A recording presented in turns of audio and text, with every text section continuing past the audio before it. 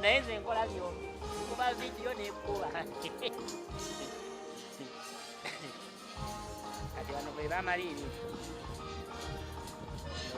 mukulu yawapangisiza n'agamba jewali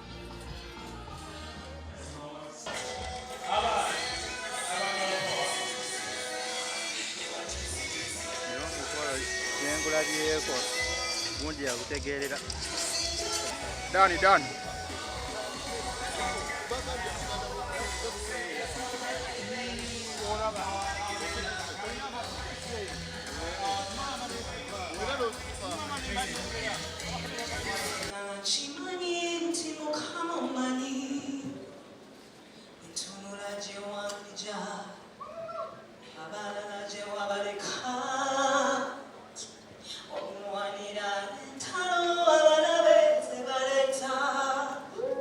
naye lwakuba bakwayati ensite mutegeera kati naddeeyo bwe mulaba kati Juliana nze muyita sweet 16 kwegera kubanga ndi wano nedda kankubuulire kati bano ona mmanyi bukyatwa waliwo nakwogerako nga ndi ku TV ono gye yali akola NBS kezi naŋŋamba Choka Juliana yomumanyi ngano tuli live nemugamba ye nangamba werimba oli kalenda ge namba nenga wa musajja kamuleke yakava mu kyala ali obuvimbo ne thank you so much when crying put the time the performance ebade so energetic namwe mwebale nnyo kutuwagira kutubeerera okutwagala tusiima nnyo kubanga emyaka gibadde mingi tegera nenga tukyakola omulimu gwegu mulinga mutwagala yes kali akasusi 16 no nkategeeza serious ngambye otuna bulungi bakwaba nabana bakutya ate noberako ne that favor of God omanyi waliwo omuntu gwe bagwira waliwo munamawulire omuyimbi gwe naye gundi biki byombuuza kale bano bakutya naye respect eri etali nti ogenda batta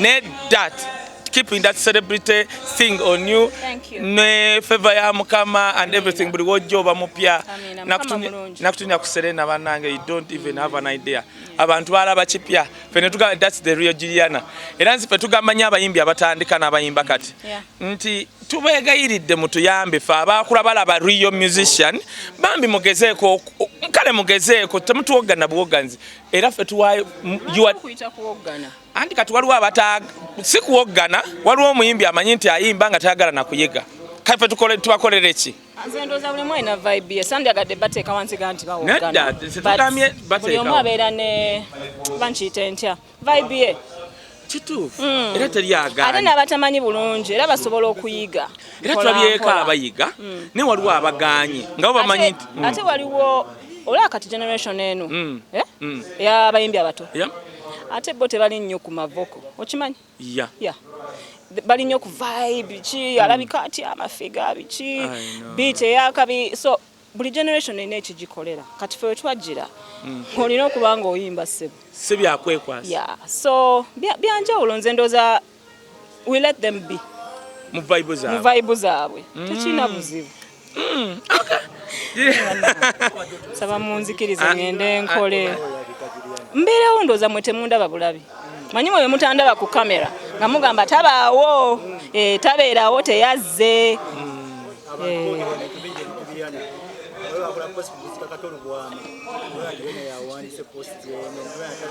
mukama amuwa omukisa naye oli alinako kamuddemu gwe nja kukuba engolo ku lwa Juliana kamuddemu n'omuddamu post that guy njogera naye is my friend waliwo eyajja saagala bigikomyawo post yajja nga Juliana apostinze nga yawaddeyo amabugo kakati nkubuuze post yali yange layira nze si postinga bintu bwe bityo naawe nze saa kutandika kweyogerako nawadde gundi ssente bweziti nedda mukwano eyo Twitter account waliwo yagitandika osimumanyi but it's a fake one eyange eri verified kati era gyensonga lwaki nagenze nenfuna blue tick kubanga nagenze okulanga malwanisa okukola accounts omanya gange kati eyateekayo ekintu ekyo banensaba mbagambe sinze nayogera bintu ebyo nawaayo amabugo nesigenda kujanga teeke mu okogerere ezo size embeera zange ate ekirala nze embeerayo ku nnyimbe mpagira bakwano bange nga bwe nino bawagira nesibiteeka mu lujjudde oba okitegeera buli omu abeera n'embeera ze and people shouldn't take it out on you ne bakuvuma olw'okuba go ebintu byo bikola bulala. It's okay obutakola bintu mu kamera kiri okay oba tomenye etteeka. Waliwo abantu abagala kamera ate nabo si kibi si musango. Ni waliwo n'abagala okukola ebintu byabwe quietly. I'm one of those people. Okitegeera ne bwe mba ngenza okulaba omulwadde sigenda kwekubisa kifaananyi na mulwadde oyo sijja kikola. So people need to be okay with allowing people okubeera themselves. Okutabeera ng'olina okujja okwewozaako buli ssaawa. Kutandika kulangirira muntu ate kambabulire mmwe omuntu okugjako nga tayitangako mu mbeera ey'okufiirwa. Ebyo simanyi kamera simanyi ozzeeyo okoze otya.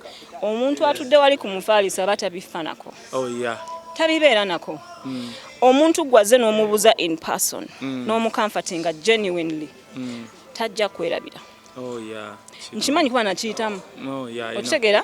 So I know that it means more ogenda mu kifo ng'ekyo n'osaasira abantu abafiiriddwa ate n'okikola genuinely. N'otagenda mbu bandabe.